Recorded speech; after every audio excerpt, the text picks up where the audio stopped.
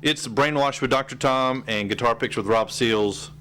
We've asked Rob to select 20 influence songs. We've already discussed 11. We have the final 9 to go, beginning with James Taylor, Sweet Baby James. Wow. James Taylor, I think James Taylor's curse is that he's such a wonderful songwriter and singer that people don't appreciate him as a guitar player. Mm-hmm. But you cannot go to an open mic night in the United States of America and not hear somebody take a D chord and do something like that to it, which honestly comes from James Taylor. There's some licks like that are just so signature, and I think for him, just as effortless as breathing, it's sort of how he recycles his D's and his A's.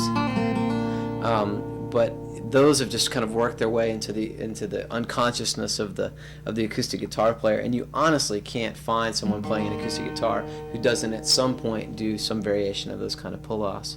For me, I came to James Taylor very late in the game in some regards, in that I was very close-minded as a music listener early on. If it didn't just rock, I did not want to have anything to do with it. And it's like no hablo. Nothing else spoken here. And I mentioned when I went away to college, I didn't bring my electric guitar, and so I just brought an acoustic, not with the idea that I would be playing acoustic all the time, but just that for efficiency and that sort of thing initially. But because it wasn't as much fun to learn a Rat song on on an acoustic guitar, I sort of found my way into the James Taylors and the Paul Simons of the world. And but when I found the song "Sweet Baby James," something really clicked for me, in that I think that's a song in which he sings about precisely what it is, that indescribable thing about music that necessarily calls music forth from you, why you make music in the first place. And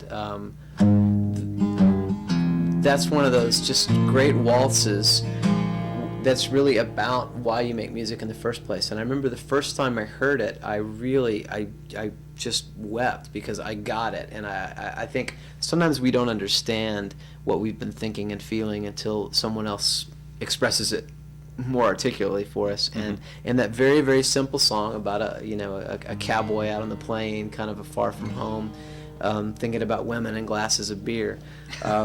He's in the end singing. It works just fine for me, he says, and I think that's the truth. And when I heard that, I mean, it's not the most intricate of his songs. I almost chose a song like "Only a Dream" in Rio from the "That's Why I'm Here" record, because harmonically, it's a lot closer to the kind of things that I like to do, these moves from the 3 minor up to the 6 minor, and this sort of progressions where he's...